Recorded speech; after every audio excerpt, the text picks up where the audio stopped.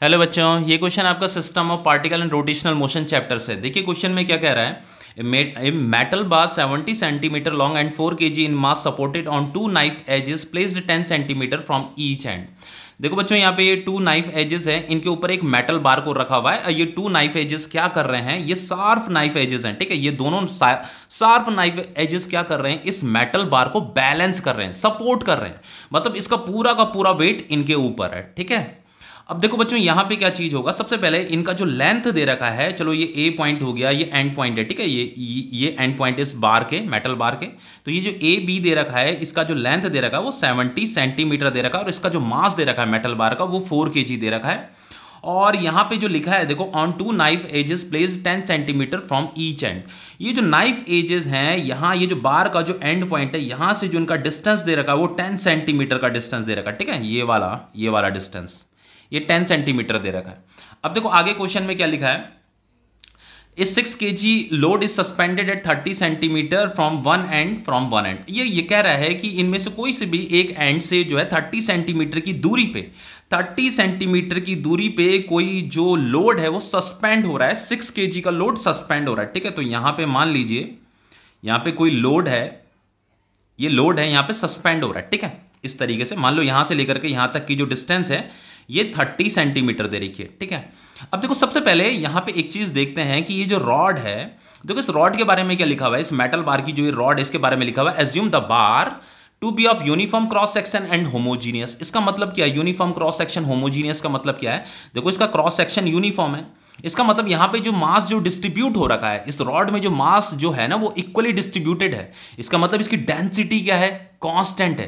Homogeneous भी लिखा ना, इसकी डेंसिटी क्या है, कांस्टेंट है। तो बच्चों कोई भी अगर इस प्रकार की जो एल लेंथ की कोई रॉड होती है ना, अगर उसकी डेंसिटी कांस्टेंट है तो उसका जो सेंटर ऑफ मास होता है रॉड के एग्जैक्टली सेंटर पे होता है, यहां पे होता है। इसका मतलब यह है कि इस रॉड का जो पूरा का पूरा मास है वो यहां पे सिचुएटेड है। इसका सेंटर ऑफ मास, इस रिजिड बॉडी का जो सेंटर ऑफ मास होगा एग्जैक्टली सेंटर पे होगा। अगर इसकी लेंथ यहां से लेकर के यहां तक, अगर इसकी लेंथ जो है 70 सेंटीमीटर है जो कि हमें गिवन है, तो ये जो सेंटर ऑफ मास होगा इसकी यहां इस वाले एंड से जो डिस्टेंस होगी, ये वाली डिस्टेंस 35 सेंटीमीटर होगी और ये वाली डिस्टेंस भी कितनी होगी, 35 ही होगी। तो 35 प्लस 35 कितना हो जाएगा, 75 सेंटीमीटर। और ये वाला जो डिस्टेंस दे रखा है, ये वाला, ये जो मास यहां सस्पेंड कर रहा है ये 30 सेंटीमीटर दे रखा है।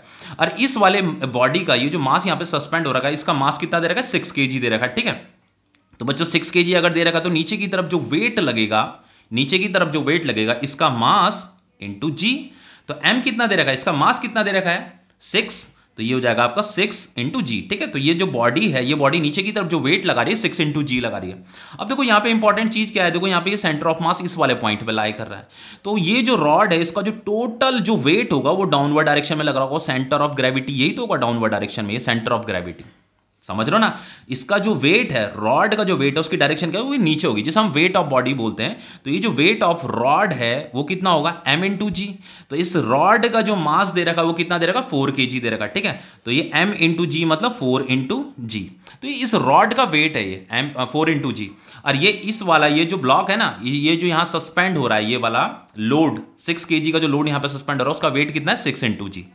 अब देखो बच्चों यहाँ पे ये जो रॉड है, इस रॉड पे देखो एक तो इसका अपना खुद का वेट भी है, ये वाला वेट भी यहां सस्पेंड कर रहा है। तो इसे बैलेंस कौन कर रहा है, इस वेट को बैलेंस कौन कर रहा है, ये जो नाइफ एजेस है ना ये इसे बैलेंस कर रही है। ये सारा का सारा वेट इनके ऊपर आ रहा है, तो ये भी क्या करेंगी, ऊपर की तरफ नॉर्मल रिएक्शन लगाएंगे। ये भी क्या करेंगी, इस रॉड के ऊपर नॉर्मल रिएक्शन लगाएंगे according to Newton third law.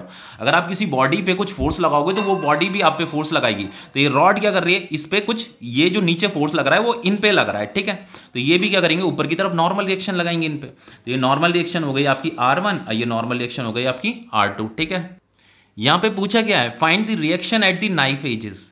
ये जो नाइफ एजेस हैं ये ऊपर की तरफ क्या लगा रही हैं, नॉर्मल रिएक्शन लगा रही हैं।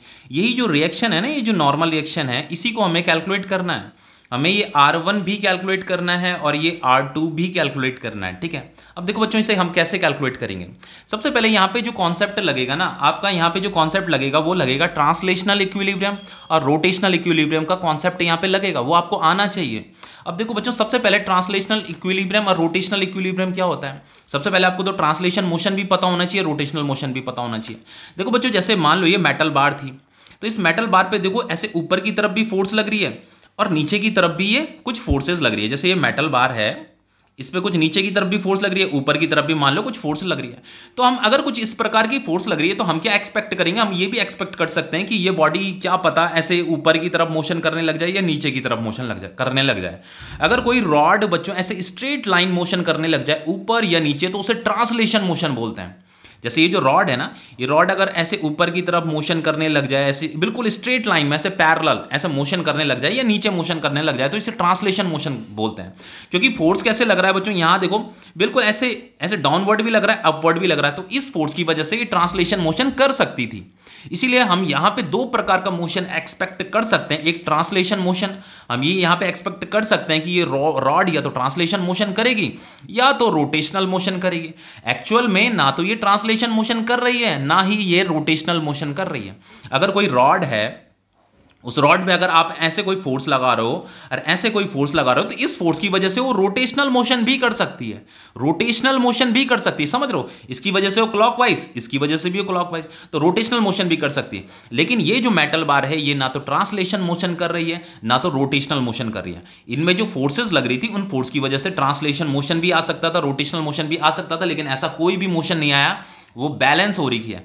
अब देखो बच्चों, अगर किसी रॉड पे अगर आप कुछ फोर्स लगा रहे हो, फोर्स लगाने के बाद भी जो कि इस रॉड पे लगी रहे हैं, ये फोर्सेस लग रही हैं, ऊपर भी लग रही है नीचे भी लग रही है, बॉडी अगर रेस्ट पे रहती है, ये मेटल बार अगर रेस्ट पे रहता है तो उसे इक्विलिब्रियम स्टेट बोला जाता है।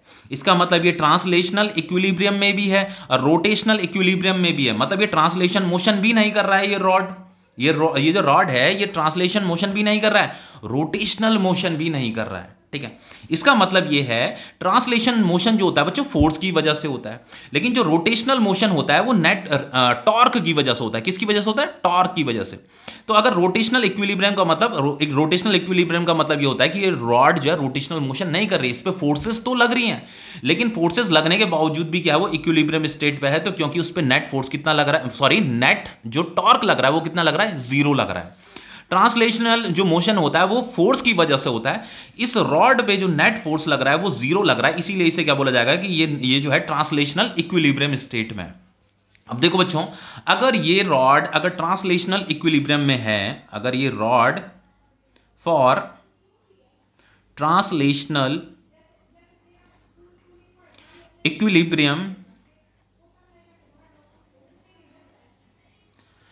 ये रॉड मूव तो नहीं कर रही है ना, इसका मतलब इक्विलिब्रियम स्टेट में है। तो इसका मतलब क्या होता है, इस पे लगने वाली, इस रॉड पे लगने वाली या इस सिस्टम पे लगने वाली जो नेट फोर्स है बच्चों वो जीरो है।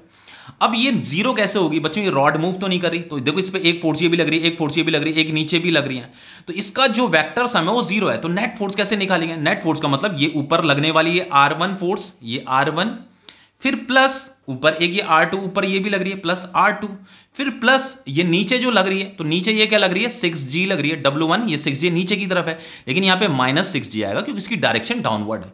फिर प्लस यहाँ पे ये भी लग रही है 4G, लेकिन ये भी डाउनवर्ड डायरेक्शन लग रहा है, तो प्लस ये -4G आएगा। इन चारों को हम ऐड करेंगे, लेकिन ये पॉजिटिव फोर्स है, ये नेगेटिव फोर्स है, तो ये जब हम इन्हें ऐड करेंगे तो हमें नेट फोर्स मिलेगी। तो नेट फोर्स कितनी आएगी बच्चों, इज इक्वल टू जीरो आएगी। इज इक्वल टू क्या आएगी, जीरो आएगी, क्योंकि ये ट्रांसलेशनल इक्विलिब्रियम में, ये इक्विलिब्रियम स्टेट में अगर ये जीरो नहीं आती तो ये रॉड क्या करने लग जाती, मूव करने लग जाती है, लेकिन ये रॉड मूव नहीं कर रही, यानी कि इसमें लगने वाला नेट फोर्स कितना है, जीरो है। इतना समझ में आ गया? तो R1 plus R2 is equal to कितना हो जाएगा बच्चों, ये 6G को राइट हैंड साइड में भेजूंगा, 4G को राइट हैंड साइड में भेजूंगा, तो ये 6G प्लस 4G कितना हो जाएगा, 10G हो जाएगा, ठीक है ना। ये कितना हो जाएगा आपका, 10G हो जाएगा। तो इसे चाहो तो आप आगे भी सॉल्व कर लो, R1 plus R2 is equal to 10 into 9.8 होता है, तो ये R1 plus R2 is equal to कितना हो रहा है, 98। ये इक्वेशन फर्स्ट है, ये इक्वेशन फर्स्ट है, ठीक है। अभी इक्वेशन सेकंड भी बनाते हैं, हमें R1 और R2 ही तो फाइंड करना है। अब देखो बच्चों, इक्वेशन सेकंड कैसे बनाएंगे, तो हम क्या करेंगे, यहां पे रोटेशनल इक्विलिब्रियम, हमें पता है कि ये रॉड जो है, ये रॉड रोटेशन भी नहीं कर रही है, रोटेशन नहीं कर रही, इसका मतलब ये रोटेशनल इक्विलिब्रियम में है, ये इक्विलिब्रियम स्टेट पे है। तो इक्विलिब्रियम, अगर कोई रॉड जो है किसी भी रोटेशनल इक्विलिब्रियम में है तो उस पर लगने वाला जो नेट टॉर्क है बच्चों वो जीरो होता है, ठीक है। तो रोटेशनल इक्विलिब्रियम में क्या होता है, नेट टॉर्क क्या होता है, जीरो होता है। तो नेट टॉर्क कैसे कैलकुलेट करेंगे, जैसे मैंने यहाँ पे क्या किया था, ये जो चारों फोर्स थी इनको ऐड किया। तो बच्चों यहाँ पे क्या हो रहा है, ये वाली जो फोर्स लग रही है, देखो ये ऑरिजिन पॉइंट है, तो ऑरिजिन पॉइंट से मतलब इस रॉड का ये जो सेंटर ऑफ मास है, इस सेंटर ऑफ मास को हमें ओरिजिन पॉइंट लेना है। अगर ये रॉड मान लो अगर रोटेट करती तो इसी पॉइंट के अबाउट तो रोटेट करती, तो जिस पॉइंट के अबाउट ये रोटेट करती है उसी पॉइंट से हम क्या करते हैं, टॉर्क को मीजर करते हैं। तो ये जो फोर्स लग रही है ये नॉर्मल रिएक्शन यहां पे लग रही है, तो इस पॉइंट से ये जितना डिस्टेंस दूर लग रही है ना उसे हम क्या बोलेंगे, आर बोलेंगे। ठीक है, एक्चुअल में टॉर्क का जो फॉर्मूला होता है बच्चों वो क्या होता है, आर क्रॉस एफ। ये तो फोर्स है जो उस रॉड पे लगने वाली फोर्स, और ये जिस पॉइंट पे ये जो फोर्स लग रही है ना, इस पॉइंट का इस ओरिजिन पॉइंट से डिस्टेंस ये आर होता है, तो ये भी हमें लेना पड़ेगा आर क्रॉस एफ। समझ में आ रहा है? तो हम क्या करेंगे, वो जो नेट टॉर्क, अगर सिस्टम पे लगने वाला जो नेट टॉर्क है अगर वो जीरो है तो नेट टॉर्क कैसे निकालते हैं, देखो एक ये R1 फोर्स है, तो इस फोर्स की वजह से भी यहां पे टॉर्क क्रिएट हो रहा है, हमने उसे टॉर्क 1 नाम दे दिया, प्लस इस वाली R2 फोर्स की वजह से भी यहां पे टॉर्क क्रिएट हो रहा होगा तो हमने टॉर्क 2 नाम दे दिया। चलो लेट सपोज इस वाली फोर्स की वजह, हाँ इस वाली फोर्स की वजह से भी कुछ ना कुछ टॉर्क बन रहा होगा तो हमने उसे कुछ नाम दे दिया, टॉर्क 3। और ये जो नीचे की तरफ फोर्स लग रही है इसकी वजह से भी कुछ टॉर्क बन रहा होगा, हमने उसे टॉर्क 4 नाम दे दिया। Is equal to net force कितनी होगी बच्चों, 0 होगी। मतलब ये भी कुछ इनमें से कुछ टॉर्क क्लॉकवाइज लग रहे होंगे, कुछ टॉर्क एंटी क्लॉकवाइज लग रहे होंगे, फाइनली वो कैंसिल हो रहे होंगे, नेट टॉर्क कितना आएगा, 0 आएगा। क्योंकि नेट टॉर्क अगर 0 नहीं आता तो ये रोटेट करने लग जाती है, ये रॉड रोटेट नहीं कर रही है, ये क्या है बच्चों, इक्विलिब्रियम स्टेट में। अब देखो बच्चों टॉर्क 1 कैसे निकालेंगे, हमें क्या करना है, ये जो R1 फोर्स लग रही है इसकी वजह से यहां पे जो इस रॉड पे जो भी टॉर्क क्रिएट हुआ होगा, इस फोर्स ने क्या किया होगा, इसे रोटेट करने की कोशिश किया होगा, तो उस टॉर्क को निकाल लेते हैं। ठीक है, तो टॉर्क कैसे निकालते हैं, टॉर्क का फॉर्मूला आर क्रॉस एफ होता है। तो एफ तो क्या लग रही है, आर क्या होगा बच्चों, ये जो फोर्स है इस फोर्स का इस ओरिजिन पॉइंट से डिस्टेंस, ये वाला डिस्टेंस, तो ये वाला डिस्टेंस कितना होगा, देखो बच्चों ये तो टोटल है 35, ये कितना है 35, और 35 माइनस ये कितना है बच्चों, ये तो 5 सेंटीमीटर है। ये आपका 5 सेंटीमीटर था ना, देखो ये गिवन भी था आपका 5 सेंटीमीटर, कैसे कराऊं, देखो ये 35 था और ये वाला कितना था, ये 30 था, ये कितना था 30 था, तो ये कितना हो जाएगा, ये 5 हो जाएगा। तो हमें तो यहां से लेकर के यहां तक के डिस्टेंस निकालने, तो ये 35 माइनस हमें यहां से लेकर के यहां तक के डिस्टेंस निकालने हैं बच्चों, तो ये कितना हो जाएगा, देखो ये वाली डिस्टेंस होगी आपकी ये 35 और माइनस 10। ठीक है, तो 35 माइनस 10 कितना हो जाएगा, ये 25 हो जाएगा। ठीक है ना, ये 35 है और ये माइनस 10 है, तो ये कितना हो जाएगा 25 हो जाएगा। ठीक है, तो ये जो r है ये डिस्टेंस है। ठीक है, तो यहाँ पे कितना आ जाएगा 25 सेंटीमीटर, तो सेंटीमीटर को हमें किस में कन्वर्ट करना पड़ेगा, मीटर में, तो 25 डिवाइडेड बाय 100, ये मीटर में कन्वर्ट हो गया, इनटू ये देखो r क्रॉस f है। अब f भी आएगा बच्चों, तो ये फोर्स कितनी है R1, तो ये हमें टॉर्क 1 निकल गया। इस फोर्स की वजह से जो यहां पे टॉर्क क्रिएट हो रहा होगा, प्रोड्यूस हो रहा होगा, वो टॉर्क कितना प्रोड्यूस हो रहा होगा। लेकिन बच्चों यहां पे देखो एक चीज होती है, एक इंपॉर्टेंट चीज बताता हूं आपको, अगर एंटी क्लॉकवाइज होगा, अगर ये जो रॉड है अगर ये एंटी क्लॉकवाइज मूव करती है, तो जिस टॉर्क की वजह से बॉडी एंटी क्लॉकवाइज मूव करती है उस टॉर्क को जो है हम पॉजिटिव लेते हैं, और जिस टॉर्क की वजह से बॉडी जो है क्लॉकवाइज मूव करती है उस टॉर्क को जो है नेगेटिव लेते हैं। ठीक है, इतना ही आपको ध्यान देना है। देखो बच्चों ये वाली जो फोर्स है ये सेंटर ऑफ मास है, तो सेंटर ऑफ मास से लेफ्ट हैंड साइड में लग रही है, तो इस वाली फोर्स की वजह से ये रॉड जो है क्लॉकवाइज मूव कर सकती है, ऐसे समझ रहे हो, ऐसे क्लॉकवाइज मूव कर सकती है। तो इसका मतलब इस फोर्स की वजह से यहाँ पे जो टॉर्क जनरेट हो रहा है वो क्लॉकवाइज है, तो क्लॉकवाइज अगर होगा तो बच्चों क्लॉकवाइज में हम टॉर्क को क्या लेंगे, नेगेटिव लेंगे, तो यहाँ पे ये नेगेटिव आ जाएगा। बस इतना ही आपको ध्यान देना, बाकी कुछ नहीं करना। अब देखो टॉर्क 2 भी निकाल लेते हैं। टॉर्क 2 मतलब इस वाली R2 फोर्स की वजह से जो टॉर्क बन रहा होगा यहाँ पे, तो हम क्या करेंगे, ये जो R2 फोर्स लग रही है यहाँ पे, ये आपका ओरिजिन पॉइंट कहाँ था बच्चों, ये वाला आपका ओरिजिन पॉइंट ये है। ठीक है, सेंटर और हाँ ये वाला ओरिजिन पॉइंट, तो ओरिजिन पॉइंट से यहां से लेकर के यहां तक की डिस्टेंस, तो ये वाली डिस्टेंस कितनी होगी, ये तो 35 है टोटल, और ये -10, तो ये कितनी होगी 25, अगेन क्या होगी 25। इस ओरिजिन पॉइंट से जितनी डिस्टेंस पे ये फोर्स लग रही है, ठीक है, तो ये इसे टॉर्क का फॉर्मूला क्या होगा, R क्रॉस एफ, तो R क्या है, ये वाली डिस्टेंस, तो ये वाली डिस्टेंस कितनी है, अगेन 25 है, तो ये सेंटीमीटर है, तो डिवाइडेड बाय 100 कर दो, मीटर कर दो, इनटू ये वाला फोर्स R2। अब देखो बच्चों यहां पे ये R2, अब देखो यहां जो ऊपर की तरफ फोर्स लग रही है, इस वाली फोर्स की वजह से ये बॉडी ऐसे क्या कर सकती है, एंटी क्लॉकवाइज मूव कर सकती है। ऊपर की तरफ फोर्स करोगे तो ये टॉर्क ये क्या करेगी, ऐसे एंटी क्लॉकवाइज मूव करेगी, तो एंटी क्लॉकवाइज अगर ये मूव करेगी तो वो टॉर्क क्या होगा, पॉजिटिव होगा, तो यहां पे क्या आएगा, पॉजिटिव ही आएगी इसकी वैल्यू। ठीक है, अब देखो बच्चों यहां पे टॉर्क 3 भी निकाले, तो टॉर्क 3 मतलब ये वाली बॉडी, ये वाली बॉडी, अब इस वाली ये वाली जो बॉडी है यहाँ पे, तो ये नीचे की तरफ एक फोर्स लगा रही है, इस पॉइंट पे क्या लग रहा है, ये वाला फोर्स लग रहा है, मतलब रॉड पे इस वाले पॉइंट पे ये वाला फोर्स लग रहा है। तो हमें क्या करना है, ये R ये वाली जो वैल्यू है इसको R इंटू इस वाली वैल्यू को मल्टीप्लाई कर देंगे तो इस वाली फोर्स से जो टॉर्क बन रहा होगा वो निकल जाएगा। तो ये वाली डिस्टेंस कितनी है 5 है, ठीक है। तो यहां पे आ जाएगा 5 इंटू, ये आ गया 5 इंटू बच्चों ये 6 इंटू जी, ठीक है। तो ये हो गया आपका 6 इंटू जी, लेकिन 5 सेंटीमीटर है तो इसे मीटर में भी कन्वर्ट करना है, इसे 100 से मल्टीप्लाई करना है। अब देखो बच्चों ये वाली जो फोर्स है left hand centre of mass है लेफ्ट हैंड साइड में, तो अगर मैं लेफ्ट हैंड साइड में इसमें कोई फोर्स लगाता हूं नीचे की तरफ तो ये ऐसे करके एंटी क्लॉकवाइज मूव करने लग जाएगी। तो एंटी क्लॉकवाइज अगर मूव करेगी तो पॉजिटिव आएगी वैल्यू, तो यहाँ पे ये पॉजिटिव आ रखा है। अब देखो ये टॉर्क 4 भी है, तो टॉर्क 4 का मतलब ये जो सेंटर ऑफ मास पे भी एक फोर्स लग रही है। तो कभी भी याद रखना कि कोई भी सिस्टम है, कोई भी बॉडी है, उसका जहां पे सेंटर ऑफ मास होता है वहीं पे अगर आप फोर्स लगाओगे तो उससे जो टॉर्क प्रोड्यूस होता है वो जीरो प्रोड्यूस होता है, टॉर्क नहीं जनरेट होता वहां पे, ठीक है। क्योंकि आपने एग्जैक्टली ऑरिजिन पॉइंट पे ही फोर्स लगाया। ऑरिजिन पॉइंट से लेफ्ट लगाओगे, राइट लगाओगे, कहीं पे भी फोर्स लगाओगे वहां पे टॉर्क जनरेट होगा, लेकिन यहाँ पे कोई भी टॉर्क जनरेट नहीं होगा। तो यहाँ पे का जो टॉर्क आएगा वो जीरो आएगा, इज इक्वल टू जीरो। इतना समझ में आया। अब देखो इसे आगे करते हैं, ये 25 4 जाएगा, ये 4 आएगा यहाँ पे, तो नेगेटिव R1 डिवाइडेड बाय 4, ये भी यहाँ पे भी 4 आएगा, तो प्लस R2 डिवाइडेड बाय 4। समझ में आ रहा है। ये 5 6 जा 30 हो जाएगा, तो 30/100 मतलब 3/10। समझ में आ रहा है ना, ये 30 5 6 जा 30/100, तो ये 3/10 हो जाएगा। तो ये हो जाएगा आपका 3/10 जी।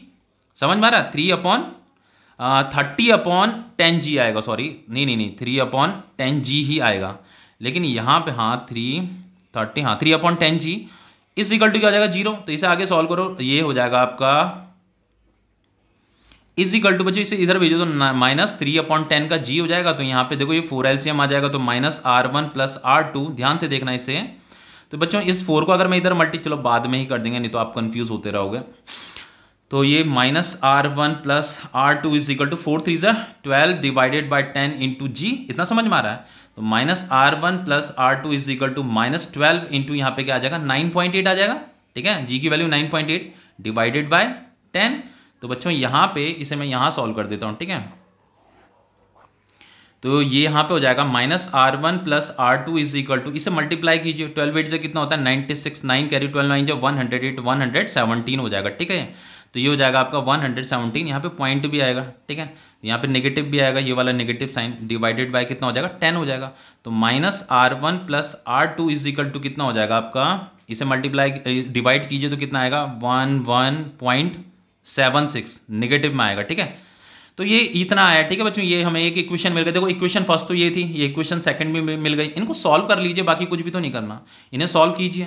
तो देखो अगर मैं इसे यहाँ -R1 + R2 is equal to कितना है -11.76, ये R1 + R2 है। इनको अगर मैं सॉल्व करूँ, इसको मैं सॉल्व कर रहा हूँ, ठीक है।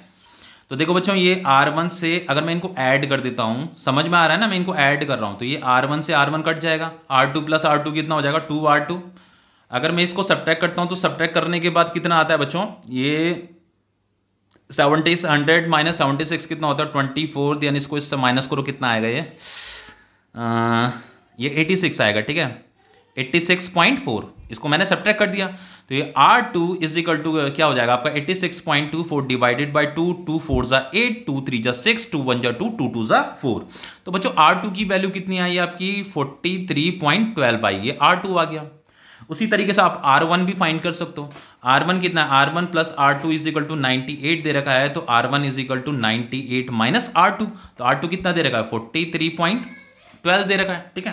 तो इसको सब्ट्रैक्ट कीजिए, सब्ट्रैक्ट करने के बाद कितना आएगा बच्चे, ये आता है आपका 98 12, ये हो जाएगा आपका 88, 10 - 100 - 12 88, ये हो जाएगा आपका 54.88। ये आपका R1 आ गया, ये आपका R2 आ गया। आप इसे राउंड ऑफ में भी लिख सकते हो, 54.88 को 55 भी लिख सकते हो, इसे 43.12 को 43 भी लिख सकते हो, ठीक है। तो ये क्वेश्चन कंप्लीट हो गया। यही तो हमें फाइंड करना था कि find the reaction at the knife edges, ठीक है। तो क्वेश्चन कंप्लीट।